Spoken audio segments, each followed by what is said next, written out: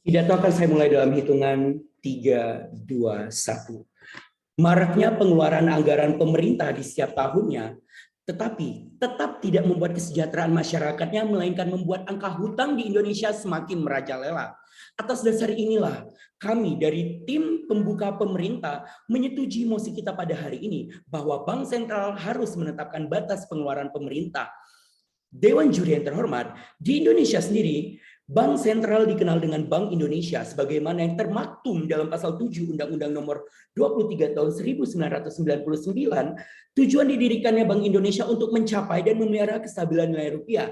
Dan untuk mencapai tujuan tersebut, Bank Indonesia melaksanakan kebijakan moneter secara berkelanjutan, konsisten, transparan, dan harus mempertimbangkan kebijakan umum pemerintah di bidang perekonomian. Dewan Juri yang terhormat. Kemudian, pengeluaran pemerintah mencerminkan kebijakan pemerintah itu sendiri. Apabila pemerintah telah menetapkan suatu kebijakan untuk membeli barang dan jasa, maka pengeluaran pemerintah juga mencerminkan biaya yang harus dikeluarkan oleh pemerintah untuk melaksanakan kebijakan tersebut. Pengeluaran pemerintah biasanya direncanakan jauh lebih dulu. Jadi, pemerintah yang membuat daftar anggaran yang akan dikeluarkan setiap tahunnya, yang di Indonesia dijabarkan dalam Anggaran Perencanaan Belanja Negara atau APBN. Dewan Juri yang terhormat. Pengeluaran pemerintah sendiri dibedakan menjadi dua macam, yaitu pengeluaran negara dan pengeluaran daerah, yang mana masing-masing mempunyai struktur pengeluaran tersendiri dan berbeda. Dewan Juri yang terhormat.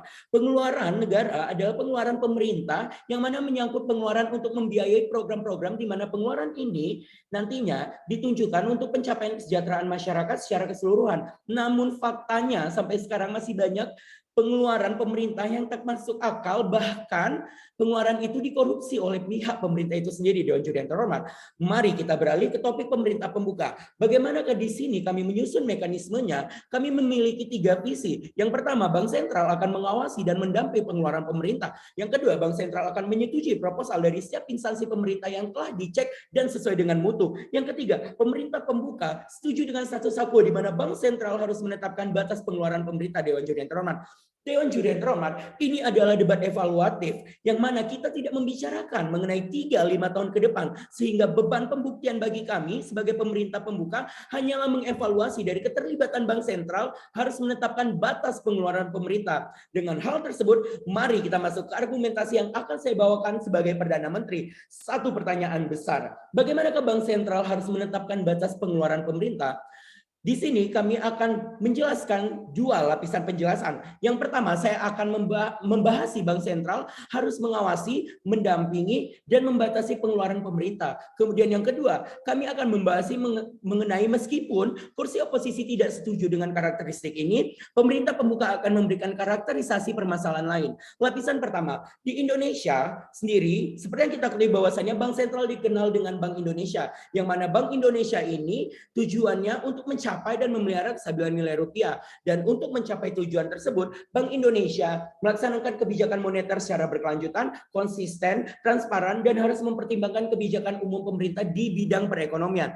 Dalam kapasitasnya sebagai Bank Sentral, Bank Indonesia mempunyai satu tujuan tunggal, yaitu mencapai dan memelihara kestabilan nilai rupiah. Kestabilan nilai rupiah inilah yang mengandung 2 aspek, yaitu kestabilan nilai mata uang terhadap barang dan jasa, serta kestabilan terhadap mata uang negara lain. Dewan Juri yang terhormat. Aspek pertama tercermin pada perkembangan laju inflasi, sementara aspek kedua tercermin pada perkembangan nilai tukar rupiah terhadap mata uang negara lain. Perumusan tujuan tunggal ini dimaksudkan untuk memperjelas sasaran yang harus dicapai oleh Bank Sentral serta batas-batas tanggung jawabnya. Dengan demikian, tercapai atau tidaknya tujuan Bank Sentral ini kelak akan dapat diukur dengan mudah. Dewan Juri yang terhormat. Untuk mencapai tujuan tersebut, Bank Sentral yakni Bank Indonesia akan mendampingi, mengawasi, dan membatasi pengeluaran pemerintah. Dewan Juri yang terhormat. Pengeluaran pemerintah itu sendiri mencerminkan kebijakan pemerintah. Apabila pemerintah telah menetapkan suatu kebijakan untuk membeli barang dan jasa, pengeluaran pemerintah mencerminkan biaya yang harus dikeluarkan oleh pemerintah untuk melaksanakan kebijakan tersebut. Dewan Juri yang terhormat. Maka disinilah peran Bank Sentral untuk mengawasi, mendampingi, membatasi, dan nantinya Bank Sentral akan menyetujui proposal dari setiap instansi pemerintah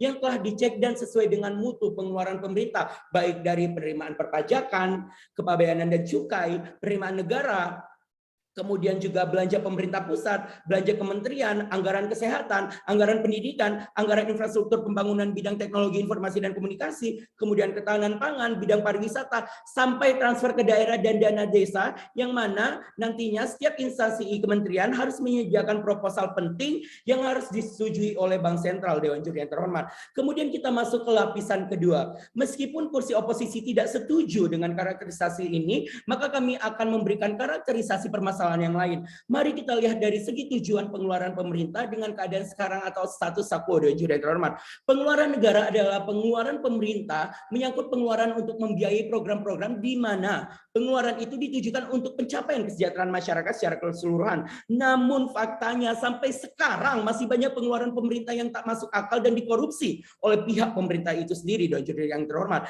Kita ketahui bahwasannya selama ini pengeluaran pemerintah tidak ada pihak lain yang ikut berpartisipasi, Dewan Juri yang terhormat, untuk mengawasi, membimbing, dan membatasi hal tersebut. Disinilah peran Bank Sentral masuk untuk mewadahi semua kesalahan dalam penyalahgunaan pengeluaran pemerintah, kemudian juga akan menjadi quality control untuk pemerintah dalam mengeluarkan anggaran tersebut. Apabila tujuan pemerintah untuk mensejahterakan masyarakatnya, namun fakta yang kita temukan masih banyak sekali kemiskinan yang terjadi di Indonesia, Dewan Juri yang terhormat.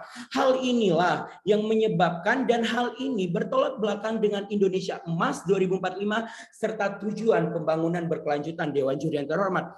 Sehingga konklusinya pada perdebatan kita hari ini adalah bagaimanapun juga karakterisasi yang akan dikreditkan oleh tim oposisi tetap akan membawa kita dalam kenyataan bahwasannya Bank Sentral harus menetapkan batasan pengeluaran pemerintah dengan 3 visi yang telah kami sebutkan tadi, bahwasannya Bank Sentral akan mengawasi, mendampingi pengeluaran pemerintah, kemudian yang kedua Bank Sentral akan menyetujui proposal dari setiap instansi pemerintah yang telah dicek dengan sesuai mutu, kemudian yang ketiga pemerintah pembuka setuju dengan status quo di mana Bank Sentral harus menetapkan batas pengeluaran pemerintah.